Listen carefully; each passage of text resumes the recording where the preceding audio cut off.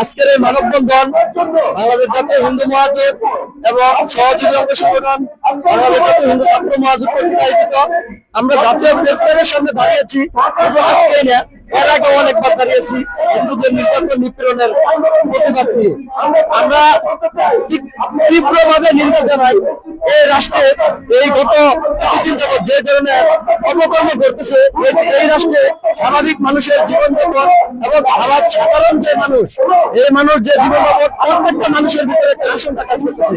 আপনারা জানেন গত কিছুদিন আগে এই ইনকিলাব মঞ্চের মুখপাত্র উসমান হাদি ভাইকে যেভাবে নির্মমভাবে গুলি করে মারা হলো, এটা একটা অত্যন্ত ন্যাক্কারজনক এবং কষ্টকর একটা ব্যাপার। তারপর আয়েশা নামে ছোট বাচ্চা, তার বাবা বিএনপি করার কারণে খুবই আগুন দিয়ে খুবই কষ্টদায়ক করে তার মৃত্যু হলো, এটা একটা নির্মম এবং কষ্টদায়ক ঘটনা। তারপরে ভালুকা ময়মনসিংহের ভালুকায় যে ছেলেটা পোশাক শ্রমিক গার্মেন্টসে চাকরি করে, এর যে মৃত্যুটা ধর্ম অবমাননার দায়ে, ধর্ম অবমাননা যদি কেউ করে তাহলে তার রাষ্ট্রীয় আইন আছে, সেই আইন অনুযায়ী বিচার হবে।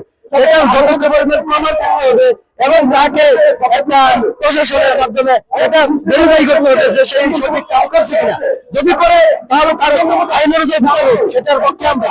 কিন্তু এইভাবে মত তৈরি করে একজন মানুষের জীবন এইভাবে মানে ভুল করে হত্যা করে তাকে এই গাছে ঝুলিয়ে পেট্রোল দিয়ে হত্যা করা, এটা তো অত্যন্ত লজ্জাজনক এবং কষ্টকর একটা ব্যাপার। আমরা এই সরকারের উদ্দেশ্যে বলতে চাই, আপনারা এই মততন্ত্র বন্ধ করুন।